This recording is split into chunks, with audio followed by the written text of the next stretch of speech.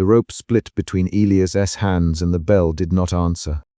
Betrayal pushed up through his chest like cold wind. He had trusted the cord for 30 years, and now it gave way with a thin, fibrous sound.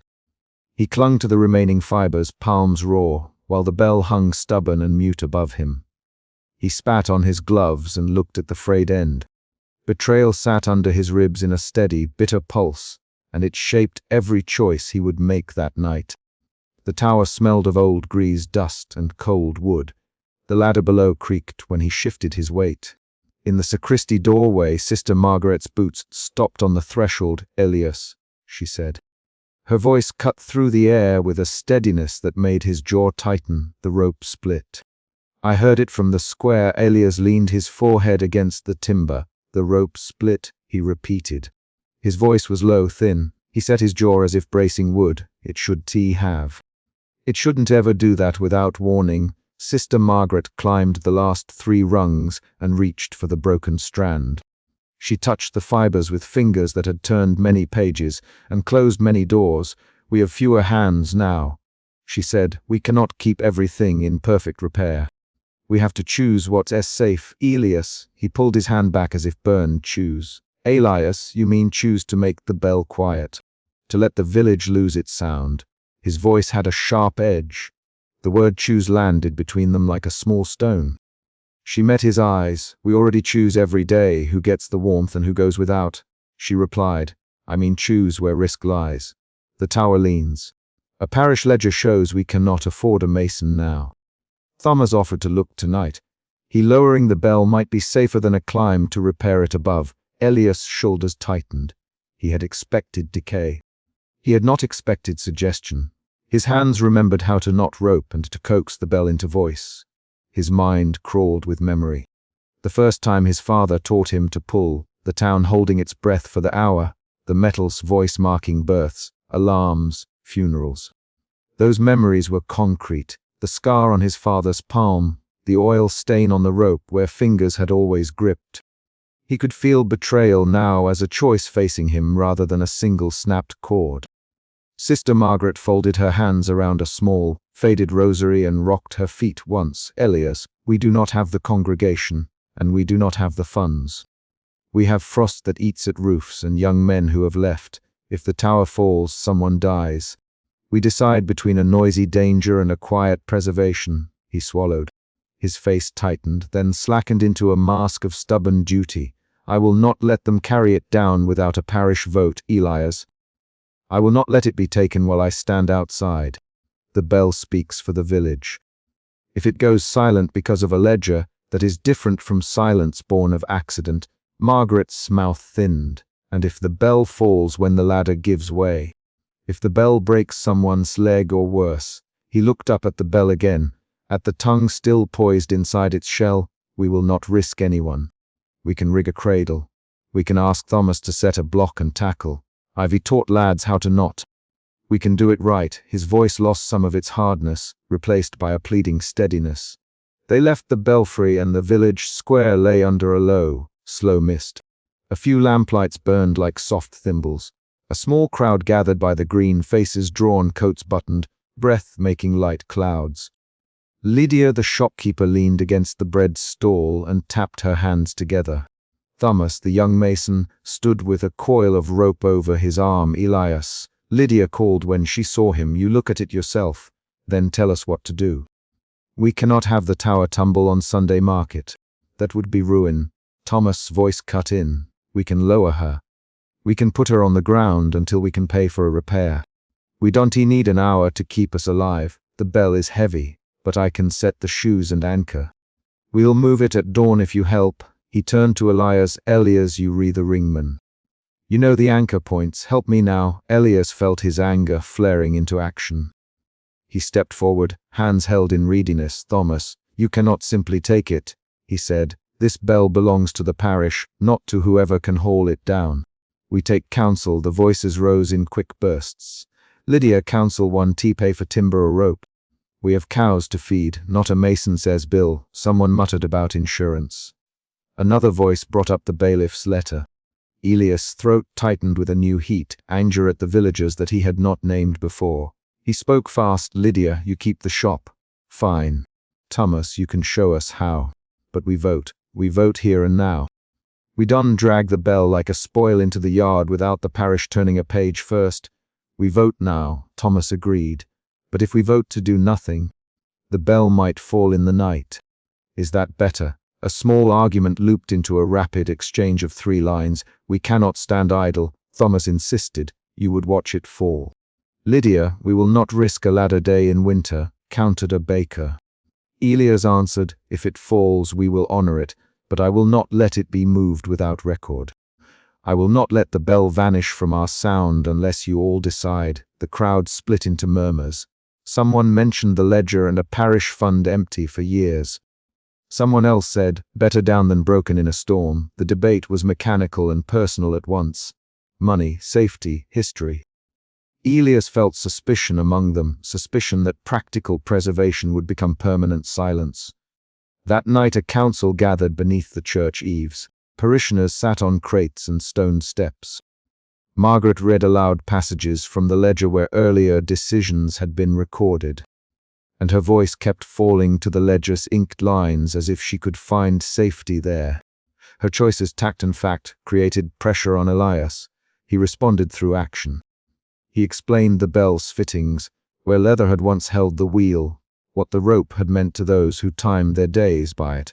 Thomas, Sister Margaret, show us the plan you speak of. Show us how you will lower it without breaking the tower. Thomas uncoiled rope and splayed a rough sketch on the bench. He spoke with the tight confidence of one who works with stone and timber. We set a block and tackle on the north beam. We secure the cradle. We haul it down on rollers, 10 men slow pull. I can do it by dawn if you give me 10 hands. Elias traced the diagram with a finger and allowed that the plan look plausible. He did not like the idea of the bell standing on the green under open sky. He liked it even less that the plan required the bell to be put on ground where it could be moved by needs other than repair. The suspicion tightened. Who would move it again? Worse, who would keep it down? The thought hardened Elias' resolve. 3 hours later, in a colder corner of the tower, Thomas and Elias climbed to check fittings. The beam groaned under their boots. Elias's fingers found a hidden scrap of paper tucked beneath a splintered block. He freed it with a fingernail. The paper had been folded once and had a smudged, grazy thumbprint. There were 2 lines of handwriting on it. Do not trust the rope. Turn the pins. The parish will be safer quiet. Elias stared. The handwriting was a familiar, cramped hand he had seen in older ledgers. His stomach tightened into a new, sharper emotion, confusion that edged into accusation. Someone had been loosening fittings years before. The discovery shifted the night. What had looked like decay now carried an intent. He lifted the scrap to the cold lantern light and said only, Margaret. Thomas looked at the paper, then at Elias. Who would write that? He asked. His voice showed a new wariness. Elias felt anger wobble into suspicion and then into a brittle sorrow. He imagined a prior bellringer, tired or afraid, undoing pins to quiet the sound for safety or for spite. He pictured hands like his own making decisions and leaving a note rather than speaking to the people. This changed the debate. The question was no longer only about money. It was about whether silence had been elected before, quietly, by those entrusted with care. Elias carried the scrap to Sister Margaret in the sacristy. He found her with the ledger open at her knees. When she saw the paper, her breath shortened. Where did you find this? She asked. Under the beam, Elias. Someone wrote we should turn the pins. It looks deliberate. Sister Margaret's fingers tightened on the ledger. She closed the book slowly and set it aside. We debated this once before, years back, when the men were fewer and the roof lashed at winter storms. Some among us thought quiet was safety. We spoke of lowering the bell then. Not everyone trusted the vote.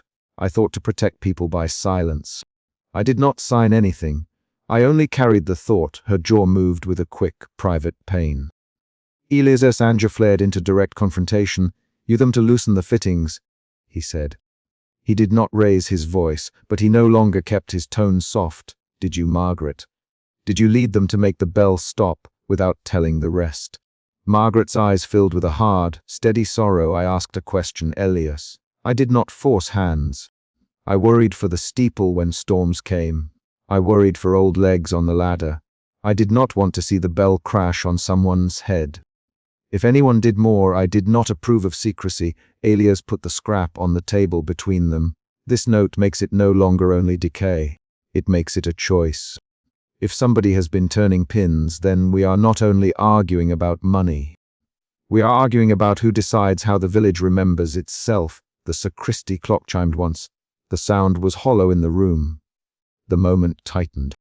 Someone arrived at the door, a small, hurried knock.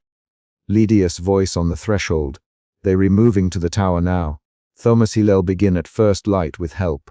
Some have come with ropes and rollers. They mean to act without delay. Elias left the ledger open and ran up the stairs. He found men hauling rope, faces set, carts waiting. Thomas had gathered a group that included the baker's son and 2 men from the smithy. Lydia stood with her arms folded, her expression clear. We can't wait for another vote to watch the tower give way, she said. We will secure what we can. This will not be left to weather. Elias reached for the rope as they readied the cradle. Stop, Thomas, he said. Stop this now. We cannot do it while you move without a parish decision. You must not start without the parish on record. Thomas jerked his head. Elias, we only have a few hours at low tide of wind. If we wait, we risk the beam slipping. We risk someone climbing to fix it and falling. I will not let that happen. It's my skill to set things straight. Help me and I will keep men safe. The exchange became sharp and fast. You would steal the bell from its place. Elias demanded you would make this decision for everyone.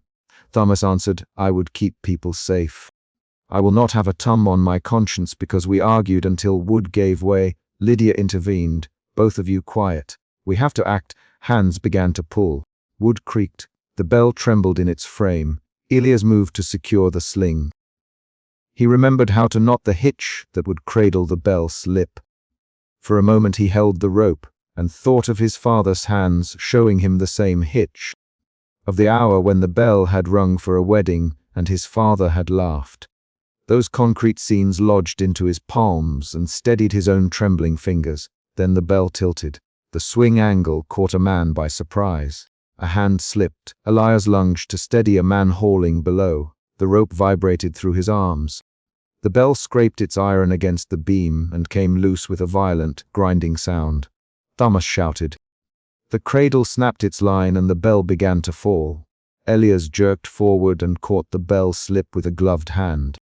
He felt the metal trimmer through leather into bone. Thomas yanked on a spare rope and men pushed against the cradle's frame. Lydia shouted directions. The bell hit the ladder's rim and toppled through the opening, sending a spray of dust down into the churchyard below. It hit the ground with a single, heavy impact.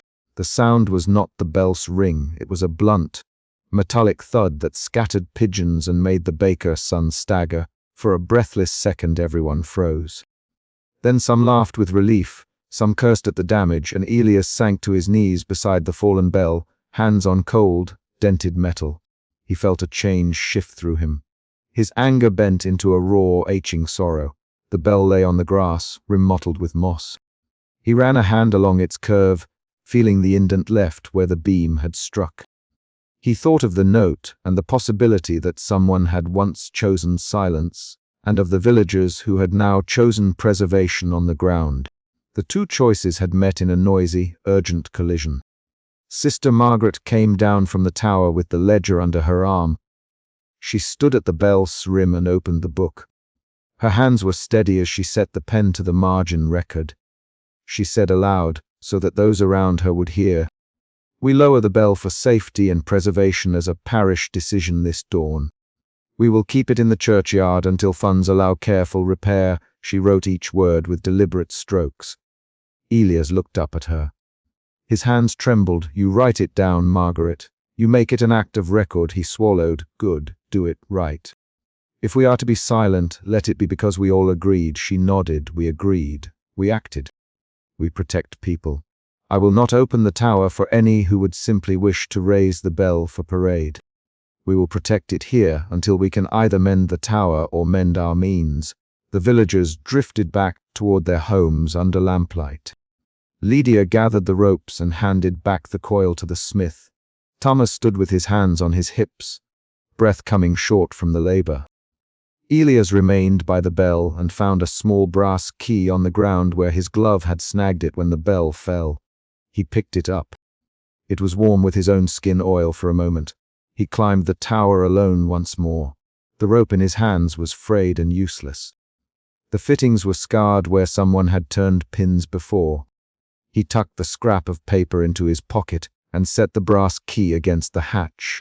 He ran his palms over the cracked wood, traced the notch where the ladder met the hatch, and felt the grain under his fingertips.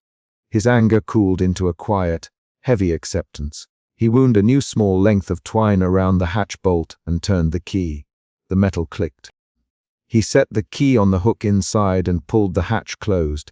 The sound of the latch was small and clear. Below, in the churchyard, a child placed a flat pebble on the bell's rim and stepped back. Sister Margaret closed the ledger and laid the book in her satchel. Thomas gathered the rope and slung it over his shoulder. Lydia locked her shop, and the baker carried a basket with a crust left from the day's sales. The square emptied, carrying with it the murmur of decisions made under pressure and the weight of choices stored in ink. Elias turned the small brass key again just to feel the motion, and then he set it into his pocket. He climbed down the tower steps into chill air. The bell did not ring that dawn. It lay on the grass and made no sound. He left the hatch latched and took one last look at the frayed rope nailed to the beam.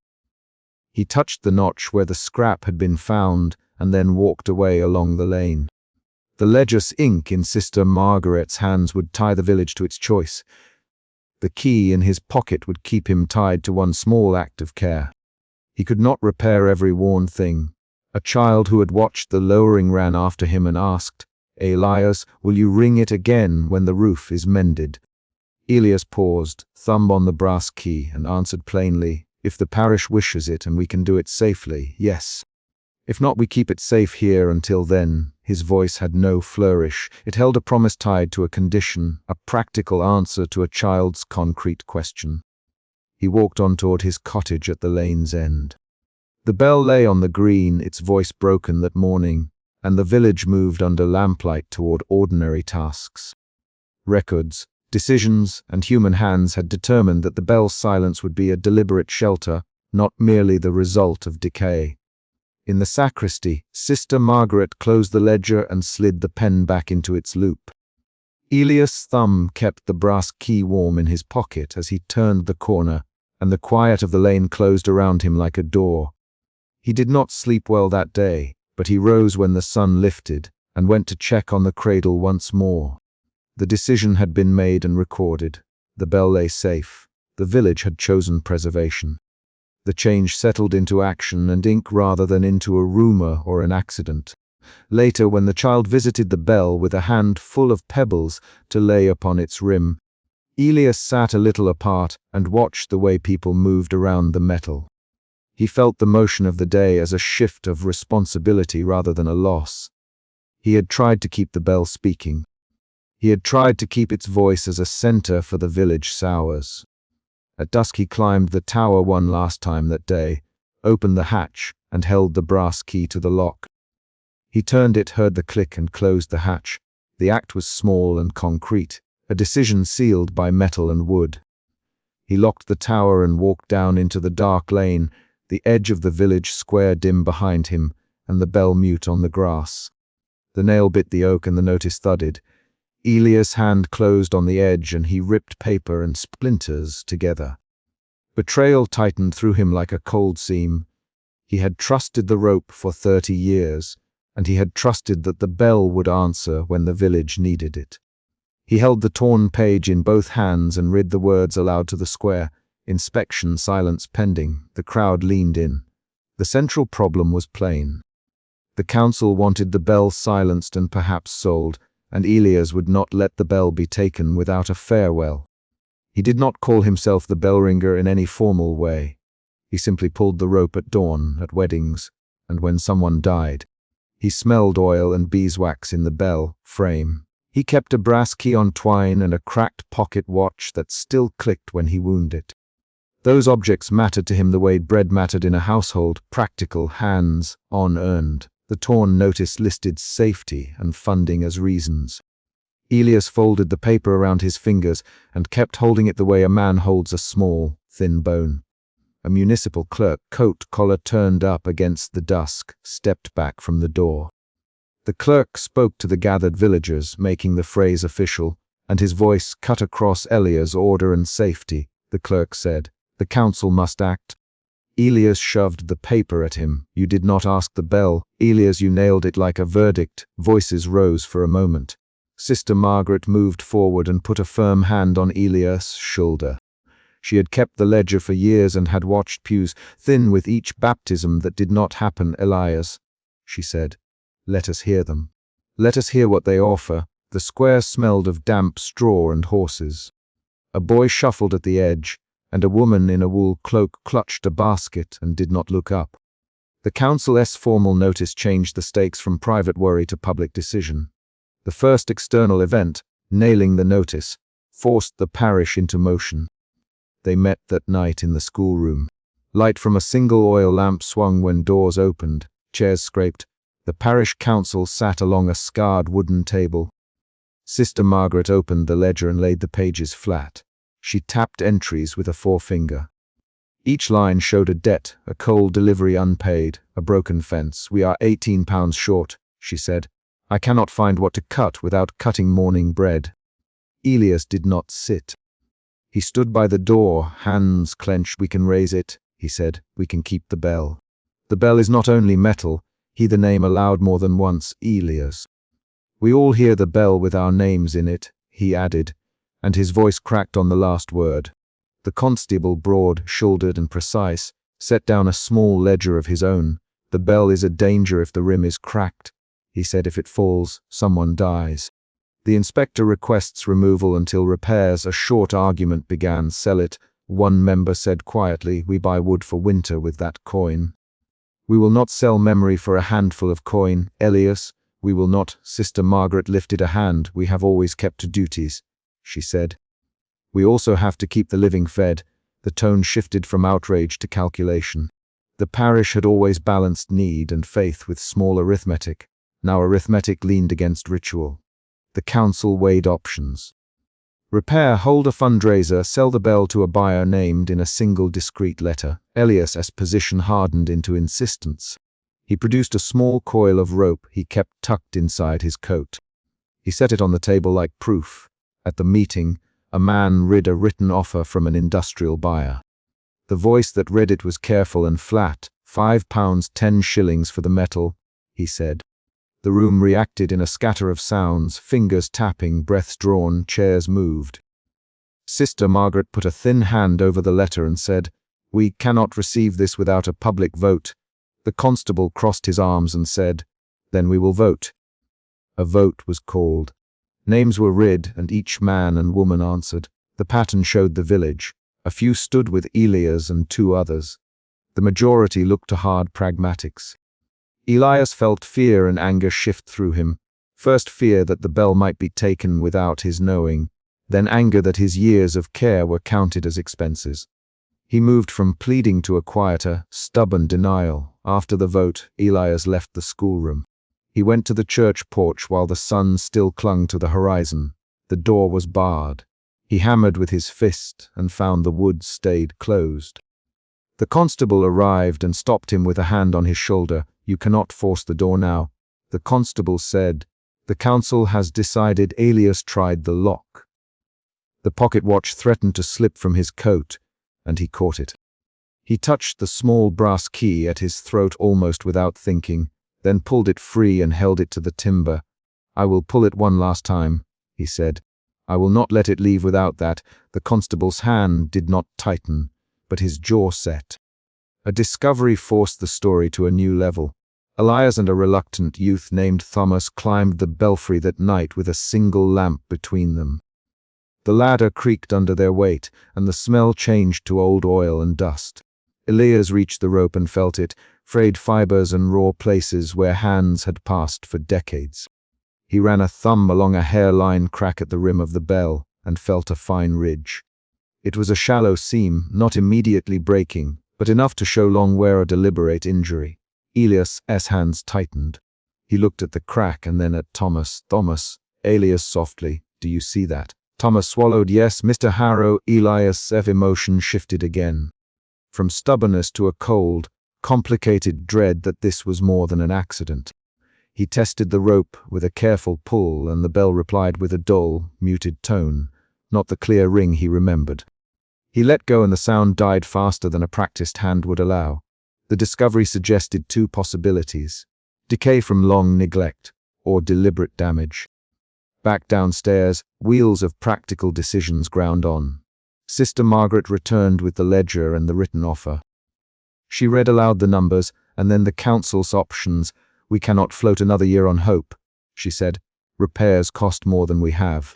Selling will pay a debt and keep the school open." The room argued. "Sell it." A farmer said, "We need feed for calves." "No, Elias, give me a day. I will find the money." Sister Margaret looked at him. "Elias, you know the accounts. I would let you try if there were more time." Elias protested. He spoke of the bell's work and of every Sunday he had wound the rope. It warned the village of fire and called children home, he said. "We do not sell what calls us." The council pressed with 3 to 6 quick exchanges. "Elias, we are not cruel." Sister Margaret, you must understand the debts." A councilman replied, "Elias, can you raise funds in a week?" The constable asked, "No, Elias, I need months." The constable set his mouth and shook his head. Then the vote stands, the rapid back and forth revealed shifting alliances and practical pressures. That night, when the meeting adjourned, Elias slipped back to the church alone. He climbed the narrow path that led past the churchyard and kept to the shadow of the yew trees. The gate was not locked, but the porch was empty, and the bell frame stood dark against the sky. He pushed a small coil of rope into his pocket and eased the brass key from the bell mounting with a practiced hand. He did not take the whole rope, only a short length. He wrapped it in the torn notice and tucked it into his coat. He carried the key in the palm of his hand like a private relic. This action was a private refusal and a private promise. He could not stop the council's vote, but he could keep a piece of what had been his work. The choice moved him from open protest to quiet preservation. At first light, workers arrived with a cart and a team. They lifted the bell with ropes and slings and rolled it toward the road. Sister Margaret walked close to the bell and placed a rosary on its crown. Her gesture was small and concrete. She watched the bell lift. Elias stood apart near the churchyard wall and held the small coil and key in his hands. He did not cry. He chewed the inside of his cheek until taste and blood mixed. The bell rolled away on a creaking wagon. Villagers watched and said little. A few mumbled that the funds would be useful. A child asked where the bell would sleep now. Sister Margaret answered the child's question with practical words and then looked at Elias. "We will keep a record," she said. "We will read the names from the ledger on the day it is needed."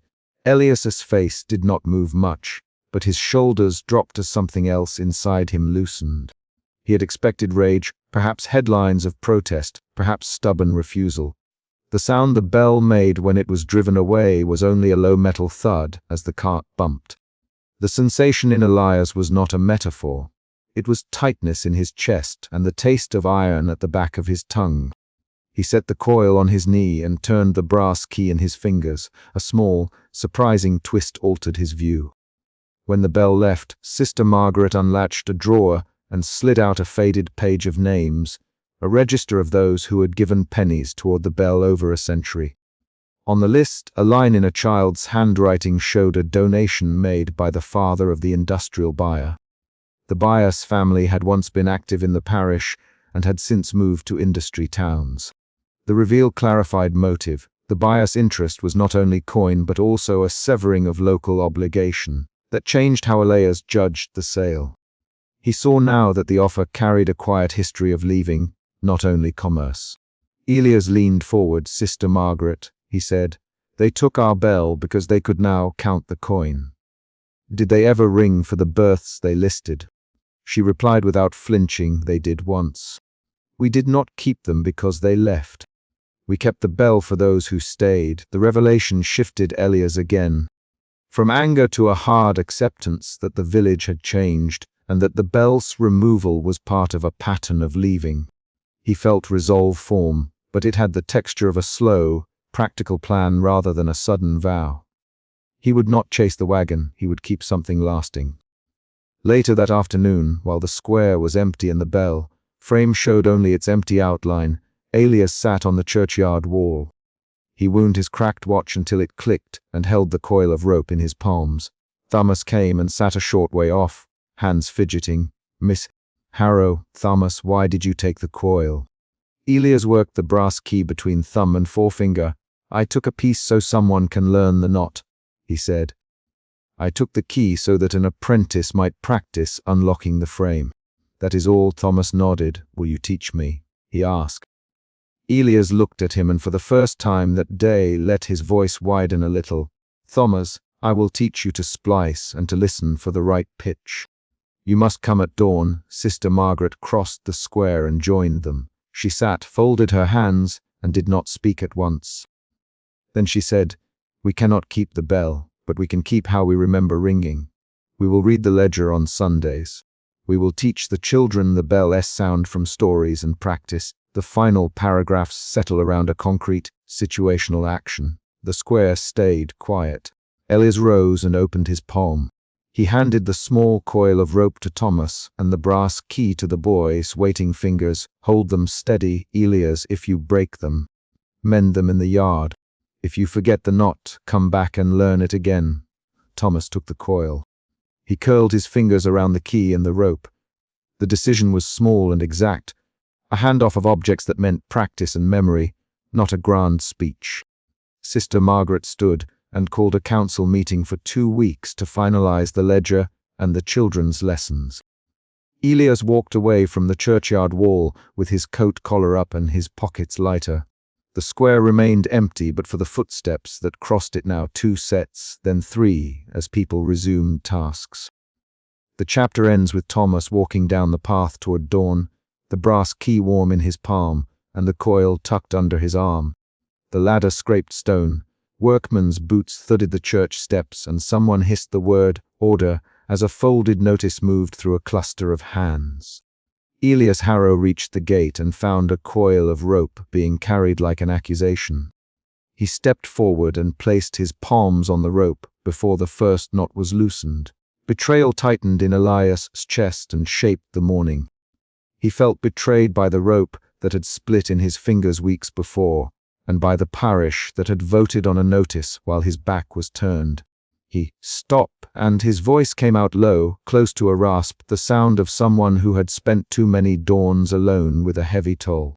Thomas Merle, the councilman holding the paper, looked past Elias and said, "This is not a fight, Elias. The notice is clear." He held the nail, pierced order up so everyone could see the stamped date and the inked plea for safety and funds. The ladder creaked. A workman set down his coil and touched his cap. Elias did not let go of the rope. He kept his hands flat, feeling the rope's fibers, the roughness that had betrayed him on the belfry day when the cord had spit apart. You took a vote without me." His jaw moved. He kept his shoulders forward. The council did not look ready to back down. Jonas Pike, a young man who had apprenticed to the smith 2 summers ago, stepped forward and said, "We won't wait for the day the tower gives. We can afford a collapse." Elias, his fingers brushed a coil of hemp on the cart. His voice was quick, not unkind. Sister Margaret stood on the church steps with a ledger tucked beneath her arm. She set it on the stone and folded her hands as if she were about to open a book at prayer. Elias, listen to what the ledger shows." Her tone was steady. "We have 4 funerals unpaid. Roof tiles are loose. The tower beam is rotten where the bell hangs. I did not want this." Her eyes moved to the rope on the cart. Elias let his stance harden. Betrayal had been the first note that morning. Anger followed in a quick spike. He pulled the rope closer to his chest and said, "This bell remembers. You can take its voice because you are afraid of what it costs." He spat the last words like a small stone. There was friction at once. Thomas barked, "Elias, we are not robbing memory. We are preventing an accident." Jonas added, "The smith will take metal for coin. The bell can be melted, sold for lead and copper. It will keep mouths fed." The council murmured. The workmen readied hooks. Sister Margaret opened the ledger and turned pages with a deliberate thumb. She read numbers aloud. Repair ledger, £2.75 owed. Bill upkeep £3 last year and no payments this season. She did not raise her voice. I have walked door to door, Elias, people cannot pay. Choosing safety is choosing the people still here.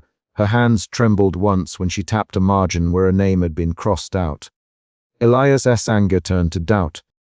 He remembered the rope splitting in his palm, the thin rasp of hemp fibers, how the bell had risen in the tower and not answered his call. He had trusted the cord for 30 years. He had trusted the bell to mark more than time. It marked births and deaths and market hours. You were at the vote without me, sister." The words were small and hard. Sister Margaret met his eyes. "I was there," she said. "We voted with the ledger in mind. I voted to protect those who remain." Her fingers found the rosary at her throat and curled it once. "I know what the bell means to you, Elias. I kept a copy of the torn notice. I kept the torn page you brought once." She tapped the ledger's edge where a folded scrap was braced between pages.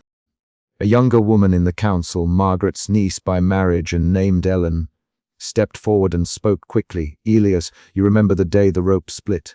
"We do." Jonas admits he loosened a strand to force the council's hand. Silence landed like a dropped coin. Jonas flinched and said, "I did it.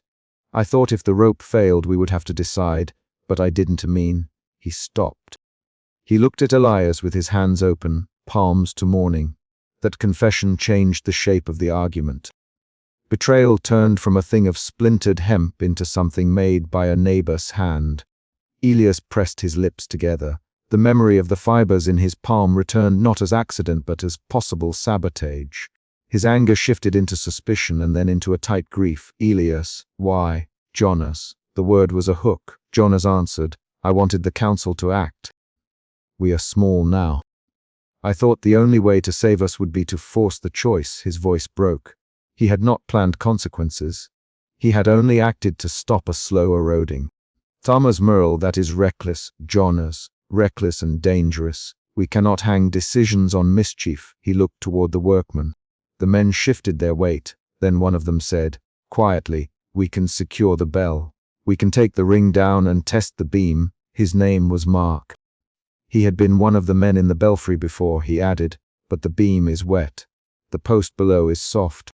Ropes alone, one told, if rot has eaten in." His words cut to detail. Wet wood, worm tracks, a beam that sagged slightly when pressure was tested. Elias stepped toward the church door and called, "Let me up. I will see the frame myself." He moved faster than his stooped form promised and began to climb the narrow stairs. He had to pass a workman who carried a coil of the rope like a statement. Jonas followed him up with uncertain steps. Inside the tower, the air smelled of damp wood and old iron. Light from a single square of cracked glass made a rectangle on the dust. Elias' boots found the worn treads. His palms brushed the railing with deliberate touch. He reached the bell's platform and put his hand on the central beam. It felt spongy where the foot of a rat had chewed, and where repeated wet had softened the oak. He ran his hand along the rope spindle and found fraying deeper than he'd known. The hemp strands had been wire, brutalized and once tied in a rough knot. Fingers that were careful when handling ropes in younger years now showed nails with black lines of grease, knuckles knotted. Elias' mouth pressed into a thin line. Jonas called up, "Elias, there's a crack in the beam, look." The voice echoed. Elias leaned and saw wood fiber separated in a straight, tidy way, like the clean edge of a board cut in a shop. He tapped the beam with the butt of his hand and watched dust fall into the bell's void. The floorboard shivered an answering sound. Doubt swelled, then a practical clarity. "Elias, if we ring it as it is, the beam could give. The bell could fall through the frame and bring the tower with it." He counted on his fingers. The room was small. The bell filled space with a presence he had spent years tending. He felt the bell's weight in his chest, as if the metal had pressed on his lungs. That discovery shifted the people's response below. Voices came up the stair, softer now, less certain. Sister Margaret's steps were measured. She arrived at the narrow hatch and looked up with a ledger tucked under her arm. She did not call for restraint now. She only observed the rot, the frayed rope, the thin crack. Elias pressed 2 palms to the beam and said, "We can secure the bell on the ground. We can lower it carefully. If the post gives while we try to ring, the fall will be worse. We must decide. Risk a ring or take it down." His voice had lost its edge and now sounded like someone marking a choice. Jonas spoke before he thought and said, "I loosened the rope, so you deact. I didn't mean you rewrite now to face this." The confession was a small cliff in the middle of the chapter. Faces shifted, and someone below said, "He could have broken a man in the fall." The possibility moved the group into action. Sister Margaret made the choice that altered the day. She took the ledger from under her arm, opened it at the page with the torn notice, and placed it where Elias could see the accounting and the names. "I have kept the ledger to remember who still belongs here. I will not make you choose memory alone over safety for people who remain." She looked at Elias and then at Jonas. "I supported removal because the tower's safety matters more than the bell's voice when the two are at odds." Her hands folded, and she kept her shoulders level. Elias looked at the ledger page. He traced with a finger the inked totals and the names of villagers who had stopped coming to meetings. He remembered nights of tolling when people lined the street. He remembered the torn paper he had ripped in anger at the parish vote 2 chapters ago, the nail that bit oak and splintered his knuckles. The memory of ripping paper was a precise moment, the thud of paper on wood, the edge of the notice in his hand. The crowd on the church green shifted into motion. Mark and the workmen took tools and tied slings around the bell's waist. They measured rope and timber and argued about wedges. Jonas stayed close to Elias, offering a hand that trembled and then steadied. Thomas Merle barked orders about inventory and who would record the metals. While men worked, Sister Margaret moved among them and placed names in the ledger. She each name aloud as she wrote: Mary Lydell, Henry Cripps, Thomas Broad. Her voice was small and exact. People gathered near to hear, and some crossed themselves. She wrote the bell's name at the margin, a short, plain name Elias had whispered in his head for 30 years. She wrote it down because the ledger was the village's memory when voices failed. Elias climbed into the belfry again for one last look. He ran his hand along the rope and found a final fray where new cuts had been. He pressed on the rope and felt fibers give like a wound opening. The bell hung, patient and heavy, an object of metal that had nothing to say about whether it belonged in the air or on the earth. His next actions were not dramatic speeches. He tied a safety line to his waist and set his feet steady on beams that creaked. He pulled the rope once, then twice. The bell answered with a single, forced note that did not fully vibrate. It sounded hollow and pained, like iron rubbing along iron. The tone died almost at once and the bell shivered. Dust fell, the beam groaned. Elias had 3 options. Force another pull and risk collapse. Cut the rope at the spindle to free the bell to fall safely. Or step away and let the men below do their work without him. His hands remembered the knot he used for years and the feel of hemp when it moved through fingers. He thought of the ledger, of Sister Margaret reading names, of Jonas admitting he had loosened the rope to cause a crisis. He thought of the parish vote with its torn page, of the nail that had bitten oak. He chose to spare the tower. He reached for a knife in his pocket, the small blade he used for rope ends, and he slit the cord where it ran through the spindle. The rope gave with a short, fiber, shearing sound.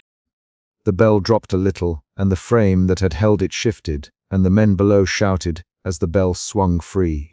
For a moment the bell answered once more, a pitched, hollow toll, quieter than any Elias had felt in his chest, but real enough to make a small sound pass along the skin of the morning. That single toll carried the season of his life, market calls, funerals, and the Sunday summons, but it was brief. The mounting splintered. The bell settled into the slings the workmen had placed and lowered to the ground with the careful, creaking patience of heavy things. The villagers gathered at the foot of the tower. Some bent to touch the bell's rim. Others stood back and watched as men tested the metal for cracks. A child no older than 9 reached out and ran a finger along the bell slip, then laughed a small, surprised laugh when the metal whispered. Jonas stooped and put his hand on the bell. I'm sorry, Elias. Elias nodded once. He felt the hair lift on his forearms but did not speak. The men set the bell on a slab of moss and propped pieces of timber to stop it rolling. Sister Margaret moved to Elias and opened the ledger where she had written the bell's name. She took a pen and tore a corner from a spare page and handed it to Elias. "Write what you will have remembered," she said. He took the pen with hands that had tended rope for decades. He wrote the bell's name in a short, clear hand. The letters were careful, leaning slightly like the man who wrote them. He paused, then added a date and the single line he had kept in his head for nights when the rope had been stubborn. For sound and for those gone, he closed the ledger and passed it to Sister Margaret. Sister Margaret read the entry and nodded. "We will keep the ledger in the vestry. If the bell metal is sold, we will record to whom and where it goes. We will keep a piece for the church, if we may." She folded the book and set the pen into the hollow in the ledger's spine. Men organized how to transport the bell. Thomas Merle suggested selling it to a foundry in the market town. Mark argued they should melt a piece for a communal pot to purchase roof tiles. The voices returned to practical measures: who would move the bell, who would keep the ledger, who would carry the brass key Elias always wore on twine. Elias stayed behind when the group dispersed. He crouched beside the bell and ran his palm along the rim. He felt the metal's coolness and the small ridges worn by years of rope.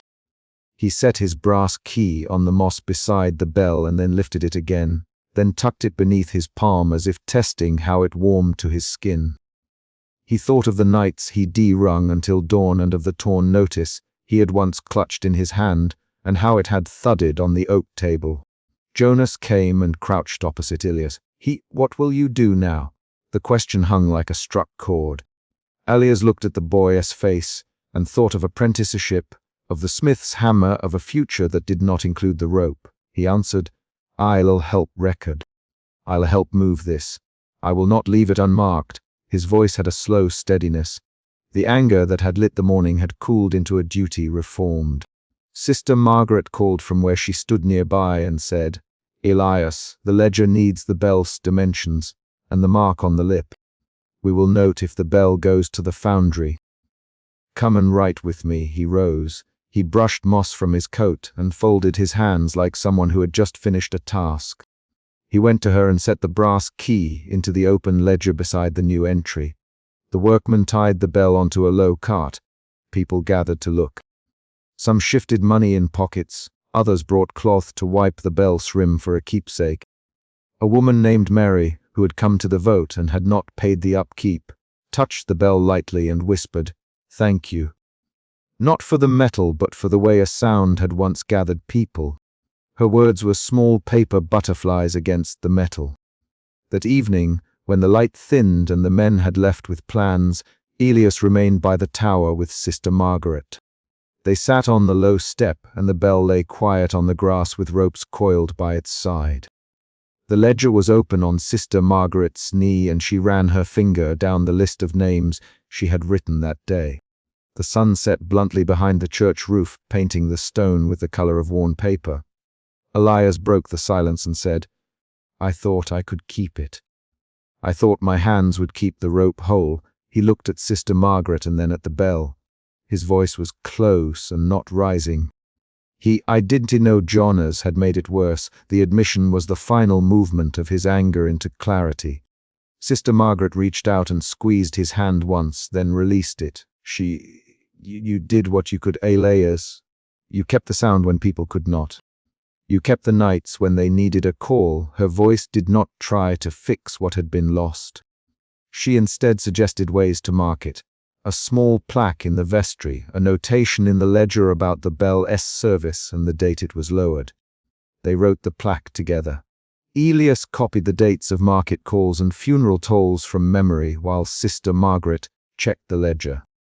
They paused when a line required a name they could not agree on, then decided to add a short line. Toll for those not inscribed elsewhere, the sentence was practical and exact. Jonas returned later with 2 nails and a strip of tin he had bent into a socket. He had been to the smith and had hammered a small metal plate. He looked at Elias and placed the plate by the bell. I did this wrong. I will help move it. I will work to make the roof steady. His head was bowed in a way that asked no permission and sought no forgiveness. Elias looked at him and said, "Then do it. Work. Do not think pulling at ropes without a plan will heal us. Help the roof. Help the ledger. Help the children learn names again." Jonas nodded and set about asking the men in the square when they would gather wood. Night came with clear sound and the village doors closed. The bell slept on the moss and its metal surface held dew. Sister Margaret closed the ledger and slotted it under her arm. We will bury a token of the bell in the churchyard, a brass nail, so those who come after will know we did not forget. Elias handed her his brass key, and she tucked it among the ledger's pages for safekeeping. She closed the book with a careful press. They left the bell by the tower and walked away together. The final scene was a simple, domestic one. A ledger sealed, a bell resting on the grass, 2 people carrying the day's record to the vestry. Jonas stayed with the men who would plan a proper lowering to the market town. Thomas Merle took notes about buyers. Elias paused at the gate, looked back once at the bell's silhouette, and then stepped into the lane. He did not speak of new resolve or grand plans. He only put his hands in his coat pockets and walked toward the small row of houses where he had a room with a low window. Sister Margaret moved in the opposite direction toward the church door, the ledger tucked beneath her arm. Together they had turned a violent choice into a record and a practical arrangement, and the village would measure the day's decisions in ledger lines and slated roofs rather than in echoes. At the vestry, Sister Margaret placed the brass key between pages, then closed the ledger and laid the pen across the cover. She set the book on a shelf where a light from the doorway would catch it in the morning. The final act of the day was concrete and small. The ledger closed, the bell on the grass, the bell's name written and dated. Elias paused on the lane and set his hand on the small brass key in his coat pocket. He felt its familiar weight, and when he released it, the key clicked once in the dark. He did not call for the bell to ring again. He let the silence stand as an immediate fact, and then turned his feet toward his room at the end of the lane. The last paragraph of the chapter ends on a clear material beat. Sister Margaret, ledger in hand, presses the brass key into the ledger's fold as proof of record and sets the book on the vestry shelf with a measured push, while Elias, returning to his room, steps up the single stair and closes his door behind him, the lock catching with a small, definite sound.